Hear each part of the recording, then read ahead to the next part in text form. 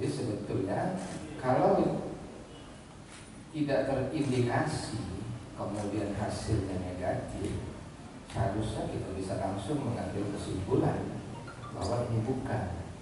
Tetapi untuk menjaga hal-hal yang tidak diinginkan, kalau ada suatu kesalahan, maka bersama dengan Dinas Kesehatan Provinsi, BPLK, kita berinisiatif mengadakan pemeriksaan ulang biar lebih meyakini kita lagi. Dan setelah 2 kali dilakukan pemeriksaan ulang, ya hasilnya negatif. Jadi sehingga kita berkesimpulan pasien kita ini hanyalah radang paru-paru akut bakteri biasa yang tidak ada kaitannya dengan COVID-2019 ini. Perlu saya sampaikan, syukur alhamdulillah negatif. Jadi sudah pasti Bapak ini tidak terinfeksi coronavirus. Bersama-sama kita tentu mengucapkan alhamdulillah.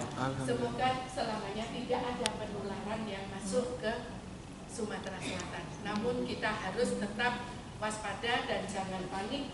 Harus tahu apa yang harus kita lakukan.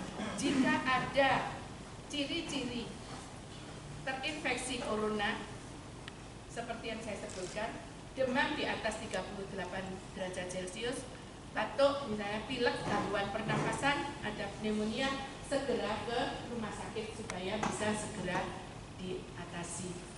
Pasien THO itu secara singkat seperti apa, Bu? Seperti yang disampaikan oleh tim dari RSMH bahwa kondisi Bapak THO itu dalam kondisi sehat, tidak kurang suatu apapun, dan dari hasil pemeriksaan lab 2 kali, dua-duanya negatif. Artinya Bapak THO ini memang tidak terinfeksi oleh coronavirus 2019 atau COVID 2019, alhamdulillah.